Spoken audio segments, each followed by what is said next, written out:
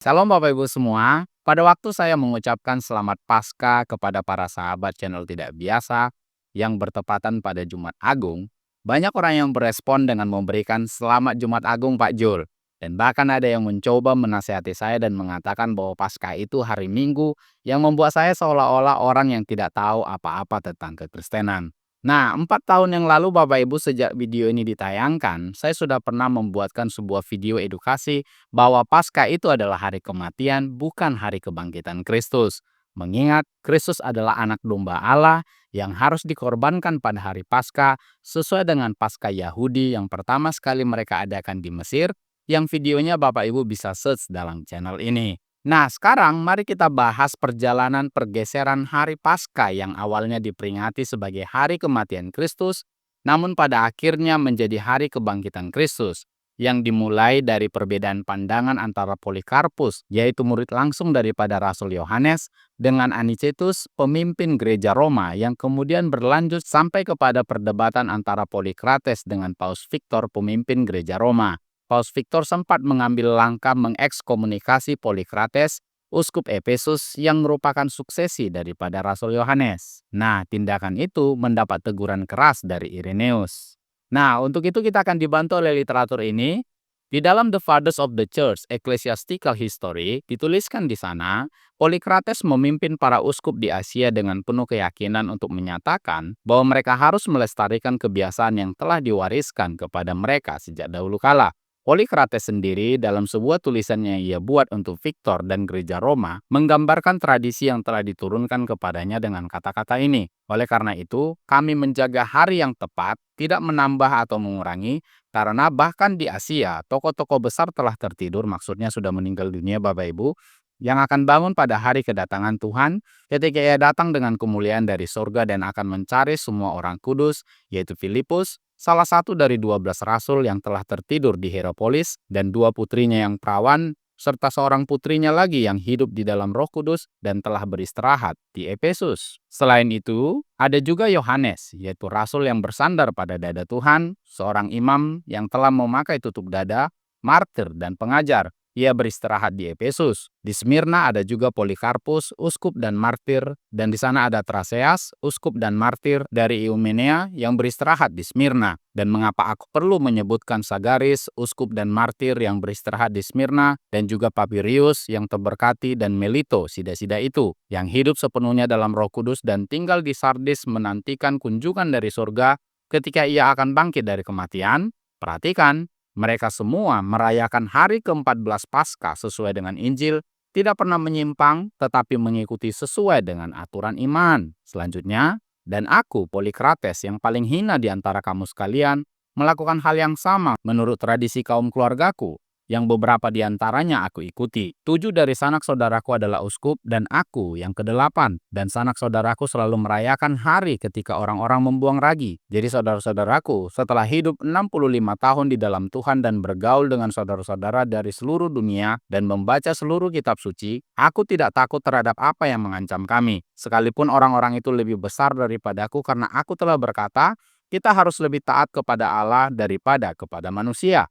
Selanjutnya, setelah itu, Victor yang bertanggung jawab atas gereja di Roma segera mencoba untuk memisahkan keuskupan-keuskupan di seluruh Asia bersama dengan gereja-gereja yang berdekatan yang dianggap heterodoks dari kesatuan bersama. Dan ia menegur mereka melalui surat-surat dan menyatakan bahwa semua saudara-saudari di sana telah dikucilkan secara mutlak. Tetapi hal itu tidak menyenangkan para uskup. Kemudian mereka mengeluarkan permintaan balasan kepadanya untuk mempertimbangkan masalah-masalah perdamaian, persatuan, dan kasih kepada sesama. Dan kata-kata mereka yang dengan tajam menegur Victor telah beredar. Di antaranya, Irenaeus juga menulis atas nama saudara-saudara yang dibimbingnya di Galia. Wilayah Galia kuno itu adalah mencakup sebagian besar Prancis Bapak Ibu dan sebagian Belgia, Swiss, dan Italia Utara. Sekalipun dia membela pentingnya merayakan misteri kebangkitan Tuhan hanya pada hari Tuhan, tetapi ia dengan tepat dan panjang lebar menasihati Victor untuk tidak memutuskan seluruh gereja Tuhan karena mereka mempertahankan tradisi kebiasaan kuno. Dan ia melanjutkan dengan kata-kata berikut, karena kontroversi ini bukan hanya mengenai hari, tetapi juga mengenai cara berpuasa. Beberapa orang berpikir bahwa mereka harus berpuasa 1 hari, yang lain 2 hari, dan yang lain lagi bahkan lebih. Beberapa orang mengukur hari mereka sebagai 40 jam siang dan malam. Dan variasi seperti itu di pihak mereka yang merayakan hari raya tidak berasal dari zaman kita sekarang, tetapi jauh lebih awal di zaman para pendahulu kita yang seperti yang mungkin terjadi tanpa mempertahankannya secara ketat, menetapkan praktik untuk masa depan yang sederhana, dan mengizinkan preferensi pribadi, dan mereka semua tetap hidup dalam kedamaian. Dan kita juga hidup dalam kedamaian satu sama lain, dan ketidaksepakatan sehubungan dengan puasa menegaskan kebulatan iman kita. Selanjutnya, ia juga menambahkan sebuah cerita yang akan saya sampaikan dengan sopan dan bunyinya adalah sebagai berikut. Di antara mereka juga adalah para presbiter sebelum Soter yang memimpin gereja yang sekarang kamu pimpin. Maksud kami Anesitus, Pius, Teleporus, dan Sistus. Mereka sendiri tidak menjalankannya, dan mereka juga tidak memerintahkannya kepada para pengikut mereka. Namun demikian, meskipun tidak menjalankannya sendiri, mereka berdamai dengan mereka yang datang kepada mereka dari keuskupan-keuskupan yang menjalankannya, meskipun menjalankannya lebih tidak disukai oleh mereka yang tidak menjalankannya. Namun, tidak pernah ada yang diusir dalam bentuk ini. Dan para presbiter sendiri sebelum kamu mengirimkan ekaristi kepada mereka dari keuskupan-keuskupan lain yang melakukannya. Dan ketika Polikarpus yang terberkati tinggal di Roma pada masa Anicetus, meskipun mereka mengalami kesulitan-kesulitan kecil mengenai hal-hal tertentu lainnya, mereka segera berdamai karena mereka tidak ingin bertengkar di antara mereka sendiri mengenai masalah yang luar biasa ini. Anicetus juga tidak dapat membujuk Polikarpus untuk tidak merayakannya, karena Polikarpus selalu merayakannya bersama dengan Yohanes, murid Tuhan kita, dan para rasul lain yang pernah hidup bersamanya. Dan sebaliknya, Polikarpus juga tidak dapat membujuk Anicetus untuk merayakannya, karena Anicetus yang menyatakan bahwa ia wajib berpegang teguh pada praktek orang-orang yang telah menjadi penatua sebelum dia. Dan di bawah kondisi-kondisi ini, mereka berkomunikasi satu sama lain. Dan di dalam gereja Anicetus menyerahkan perayaan Ekaristi kepada Polikarpus, jelas untuk menghormatinya. Dan mereka berpisah satu sama lain dengan damai, karena mereka menjaga kedamaian seluruh gereja, baik yang mematuhi maupun yang tidak. Nah, dari literatur yang sudah saya tunjukkan tadi Bapak Ibu, bahwa awalnya para rasul yang melayani di Asia atau di Turki sekarang, seperti Rasul Yohanes, Filipus, dan kemudian berlanjut kepada Polikarpus, murid langsung dari Rasul Yohanes, mereka merayakan Paskah sebagai hari kematian anak domba, bukan kebangkitan. Dan itu bertepatan pada tanggal 14 Nisan sesuai dengan kalender Yahudi. Mau hari apapun selama itu jatuh pada tanggal 14 Nisan, maka hari itu adalah hari Paskah, yaitu hari kematian anak domba. Dan itu tetap dilestarikan sampai kepada masa Polikrates saat dia menuliskan suratnya. Polikrates adalah seorang pemimpin gereja di Efesus, Bapak Ibu, dan dapat dikatakan bahwa dia adalah suksesi dari Rasul Yohanes. Nah, kelompok Kristen atau gereja yang ada di Asia yang merayakan Paskah pada tanggal 14 Nisan itu disebut sebagai Quartodeciman dalam bahasa Latinnya, Bapak Ibu. Jadi gereja Latin menyebut mereka adalah sebagai Quartodeciman. Nah, dalam literatur ini, di dalam The Oxford Dictionary of the Christian Church, Quartodecimanisme, tradisi awal di beberapa tempat yang mengikuti praktek Yahudi untuk selalu merayakan Paskah Kristen pada hari ke-14 bulan Nisan, apapun harinya dalam minggu itu, dan bukan seperti tempat lain yang harus berlangsung pada hari Minggu. Tradisi ini terutama berakar di Asia Kecil, di mana tradisi ini berasal dari Rasul Yohanes dan dijunjung tinggi oleh Melito dari Sardis dan Apollinarius dari Hierapolis. Pada suatu kunjungan ke Roma sekitar tahun 155 Masehi, Polikarpus, uskup Smyrna, berusaha membujuk Anicetus untuk mengikuti penggunaan Quartodeciman. Namun Paus menolak. Ia tidak mempermasalahkan Polikarpus melanjutkan kebiasaannya sendiri. Sekitar 30-40 tahun kemudian, sebuah garis yang lebih tegas diambil oleh Paus Victor yang berusaha menekan Quartodecimanisme. Dan ketika Polikrates uskup Efesus menolak untuk mematuhinya, Victor segera mengucilkannya. Tindakan tegas ini mendapat teguran keras dari Irenaeus. Gereja-gereja Asia Kecil tetap mempertahankan praktek mereka untuk sementara waktu. Di kemudian hari, kaum Quartodeciman mengorganisir diri mereka sendiri sebagai sebuah gereja yang terpisah. Mereka bertahan sebagai sebuah sekte hingga abad ke-5 Masehi. Nah, jadi kapan penetapan resmi Paskah sebagai hari kebangkitan Kristus?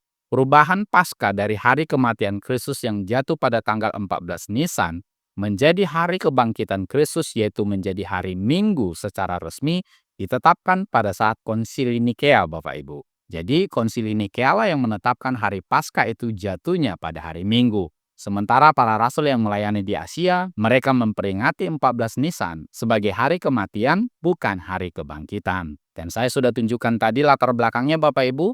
Hal itu sudah ada sejak zaman Polikarpus dengan Anicetus, yaitu pemimpin gereja Roma. Kemudian berlanjut kepada Polikrates dan Victor, yang mana Victor juga pemimpin gereja Roma. Ditambah, Irenaeus lebih menekankan peringatan kebangkitan daripada kematian. Dan pada akhirnya, semua gereja yang non-kuartodesiman mengakui Paskah sebagai hari kebangkitan dan jatuhnya pada hari Minggu. Jadi dengan mengetahui sekilas tentang sejarah ini Bapak Ibu, saya berharap kepada Bapak Ibu semua yang menerima pesan Paskah saya pada hari Jumat, tahu mengapa saya mengirim pesan Paskah sebagai hari kematian.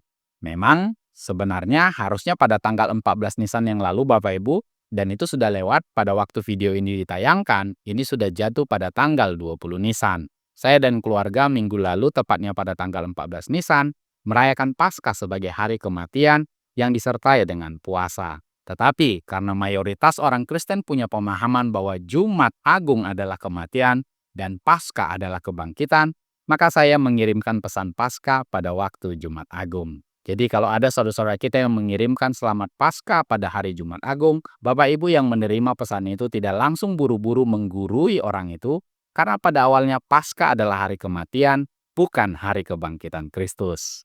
14 Nisan tidak selalu jatuh pada hari Jumat, mau hari apapun dalam minggu itu, kalau 14 Nisan itu akan tetap diperingati sebagai hari kematian anak domba, yaitu Kristus Sang Juru Selamat kita. Demikian yang bisa saya sampaikan Bapak Ibu. Semoga menjadi berkat dan menambah pengetahuan dan wawasan kita semua. Jika Anda terberkati dengan konten-konten edukasi dalam channel ini, mari dukung terus channel ini Bapak Ibu, supaya tetap eksis dan mengedukasi banyak orang. Channel tidak biasa, channel edukasi Kristen dan murtadin, bagi kemuliaan Kristus di Indonesia maupun di bangsa-bangsa. Jangan benarkan yang biasa, tapi biasakanlah yang benar. Tuhan Yesus memberkati.